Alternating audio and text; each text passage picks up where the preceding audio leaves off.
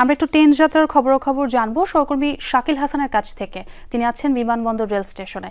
শাকিল, রাত ফুরালেই ঈদ, ঘরে ফেরা মানুষের চাপ এখন কেমন দেখছেন? একটি ট্রেন এসে দাঁড়িয়েছে এবং এই বিমানবন্দর স্টেশন থেকেই রাজধানীর বাকি যে অংশটি অর্থাৎ উত্তরা, খিলগাঁও, খিলক্ষেত এবং নিকুঞ্জ এলাকার যারা অধিবাসী রয়েছেন তারা কিন্তু এই স্টেশনটি ব্যবহার করেন এবং এই স্টেশনটি ব্যবহার করেই তারা আসলে বেশিরভাগ যাত্রীরা বিভিন্ন গন্তব্যে তারা যান। এবং মাত্র একটি ট্রেন এসে দাঁড়িয়েছে কিশোরগঞ্জগামী 11 সিন্ধু এক্সপ্রেস। এটি দিয়ে যাত্রীরা তাদের কিশোরগঞ্জের যে যাত্রীরা রয়েছেন তারা এই ট্রেনটি ব্যবহার করছেন।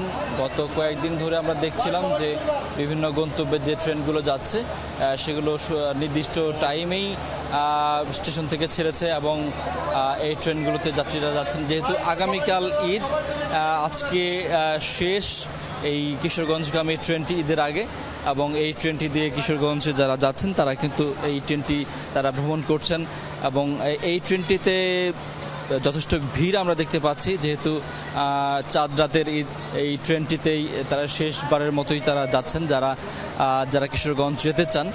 এই কারণেই এই ট্রেনটিতে যথেষ্ট ভিড় দেখা যাচ্ছে।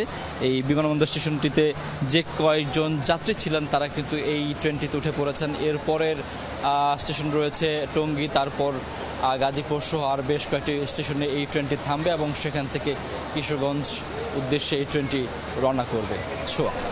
ধন্যবাদ শাকিল। দেখতে পাচ্ছি শেষ মুহূর্তে এসেও যাত্রীর চাপ বেশি দেখা যাচ্ছে।